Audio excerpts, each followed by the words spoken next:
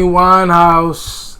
I am so excited and so happy to listen to more of her music. Again, just for those who didn't watch the first reaction, I am familiar with the story of her, more specifically her personal life.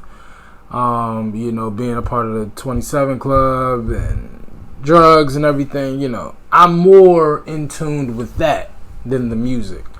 So I'm happy to finally change that. This is Back to Black.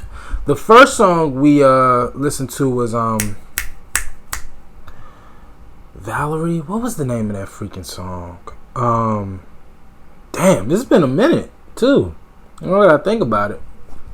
It's been a minute since that Amy Winehouse reaction. But anyway, based off of the views, I think this had 1 billion views. I'm gonna assume this is one of her bigger records. Not sure. We'll do the song research afterwards, but really excited to hear it, man. Anything with 1 billion views, it gotta be good. People to watch it 1 billion times, it gotta be great. So I'm ready to hear it. Based off of the title, not familiar with it at all. So let's check it out. Let's see what Amy got on Back to Black.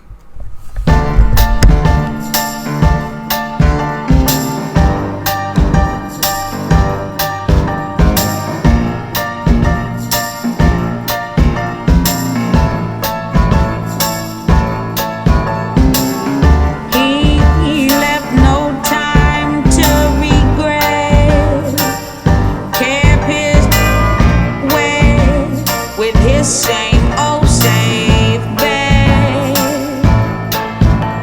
Me and my head high and my tears dry. Get on without my guy. You went back to what you know so far.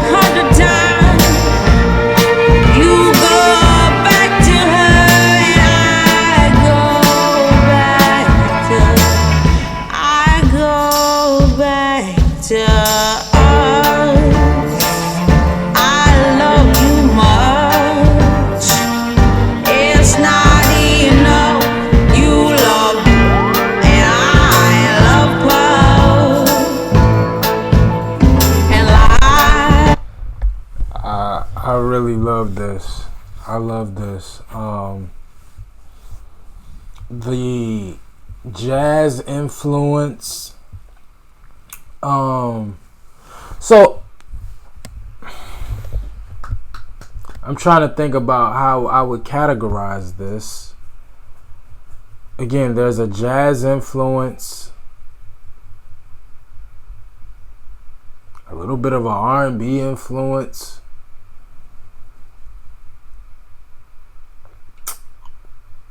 But I'm thinking pop. But it's so much darker than your average pop record that it almost feels like an insult to label it as pop.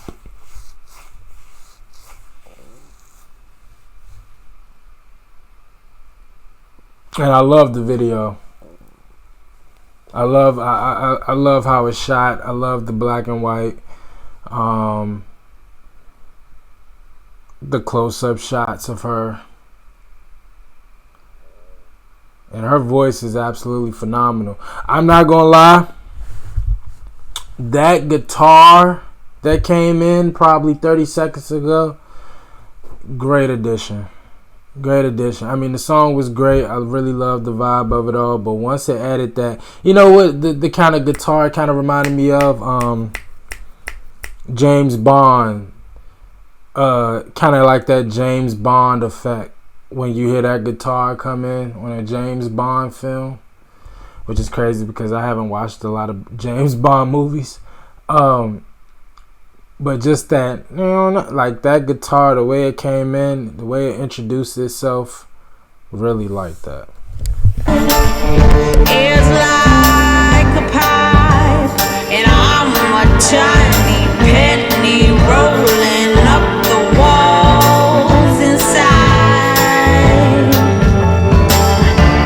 We only said goodbye with words. I died 100 times. You go back to her, and I go back to her. We only said goodbye with words. I died 100 times. You go back to her, and I go back to her.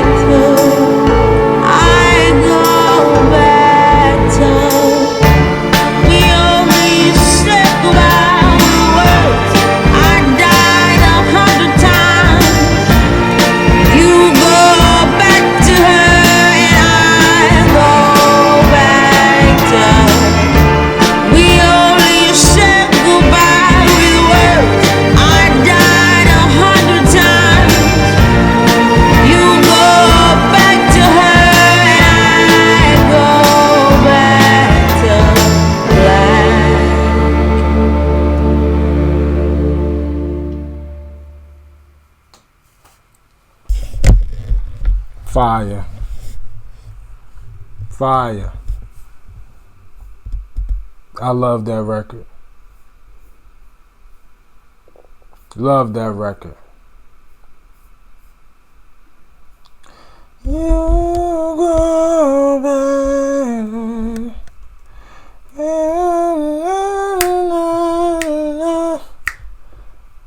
Oh, that's a vibe. Yeah, that's getting downloaded. That's getting downloaded. Back to Black is the second and final studio so it was the name of the album. Gotcha. Okay. So let's find the single. Even though I do want to read more. It won Best Pop Vocal Album and nominated for Album of the Year. Okay, you know what?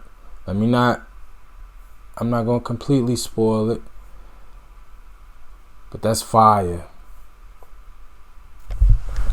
This song better have won something. So it was the third single from her second studio and final studio album of the same name. The song was written by Winehouse and Mark Ronson and produced by the latter. Back to Black was inspired by Winehouse's relationship with Blake Fielder Civil, who had left her for an ex-girlfriend. Back to Black received widespread acclaim from music critics who generally praised its throwback sound to girl groups from the 1960s. Really? Like a Supremes? I didn't really get that.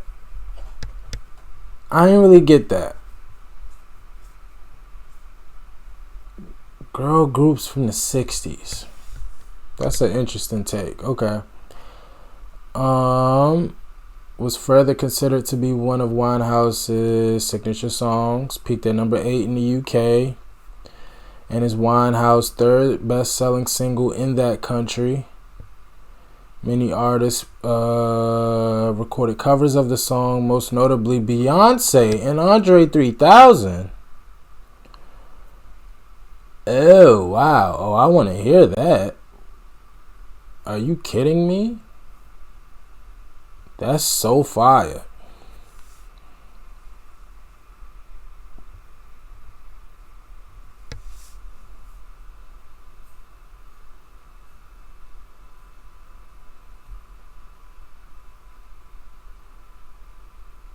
Back to Black was inspired by a relationship with Blake Fielder Civil. He had left Winehouse for an ex-girlfriend, leaving her to go black, which the listener may take to be drinking and depression. I could see that. Black has sometimes been considered as a reference to heroin, but this is inaccurate, as Winehouse's heroin use did not begin until after her later marriage to Fielder Civil. Wait, she got back with him?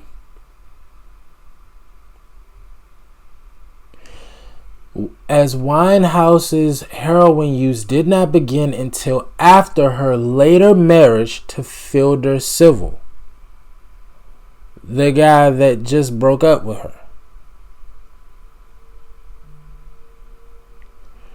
I don't remember. Oh, no. Okay. The song explores elements of old school soul music. I didn't want to say soul because I didn't get that feel, but it elements. Keyword is elements of old school soul music. I would agree. Again, jazz and like I don't know.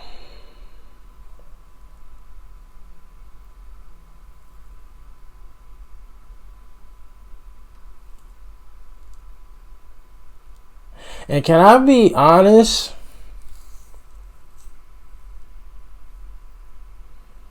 This was probably one of the more subtle FUs to an ex that I've ever heard, because it's really a song that's kind of admitting, like, look, you really fucked me up. You really fucked me up. See, I personally, I don't know. I like all kind of breakup songs, especially in R&B.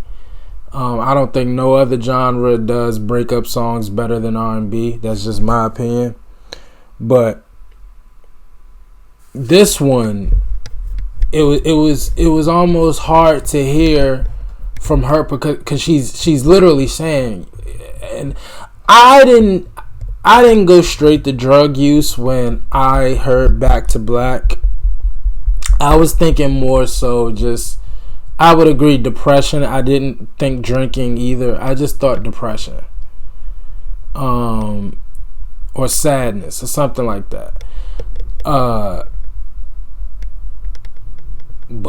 it's a pretty, it's kind of hard of a listen. Like when you can acknowledge that somebody hurt you so much that, again, I don't know. It was just kind of hard to hear in certain parts, but great record.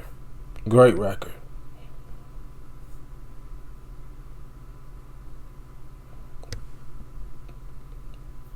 It's number 79 on the 500 greatest songs of all time. Not mad at it. Not mad at it at all. How did it perform in the U.S.? It's telling me a lot about the UK, but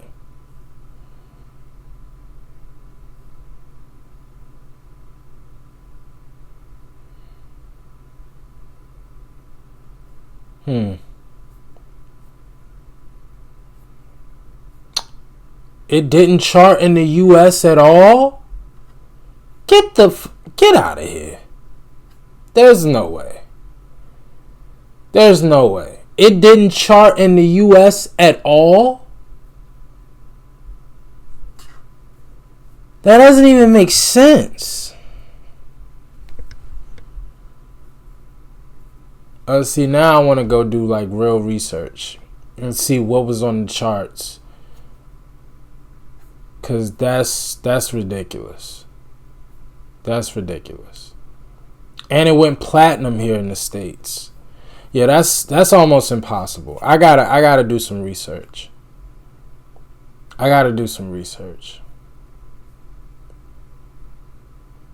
Fire record, man. Again, it's really eerie to hear. Now, I knew that a love interest is kind of what depressed Amy. I didn't know it was the same guy. I don't know none of her boyfriends' names. I forgot all their names. Again, I know a lot more about her personal life than her music. And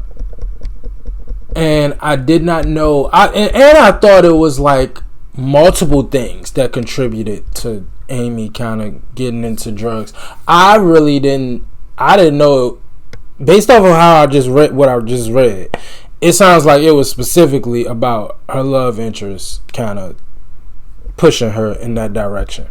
I thought it was kind of everything, just the industry, her personal life, business. I thought everything kind of caught up with her.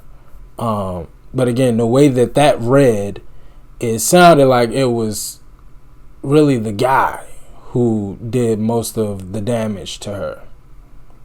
Which I kind of think is like, I don't know, just to give that guy that much credit seems insane. But look, overall, it's a phenomenal record. I really, really enjoyed it. As I sit here, I'm really about to sit here and look up what was on the charts. What was the date again when this come out? April 26, 2007. Yeah, honest to God, I'm really about to sit here. I'm not going to do it on camera. I'm going to let y'all go. But I'm really about to sit here and look up what was on the charts during that week. Because there's no way that song did not chart in the U.S. I refuse to believe it. Andrew Chambers, I refuse to believe it. I got to look that up. That's impossible. And it sounds so... For one, it almost sounds ahead of its time, considering a lot of the music that you hear today. Similar subject matter, similar approach in regards to lyrics. Really ahead of its time. But no, I gotta figure this out. Y'all let me know how y'all felt about it, though. Forget about the charts and all of that BS. The quality of the music. Y'all let me know how y'all felt about it. I absolutely enjoyed it. I can't wait to hear more from Amy Winehouse, an absolute legend, man. Y'all let me know how y'all felt about it. As always, like, comment, and subscribe. I appreciate y'all for watching. Until next time, with Amy Winehouse. Peace.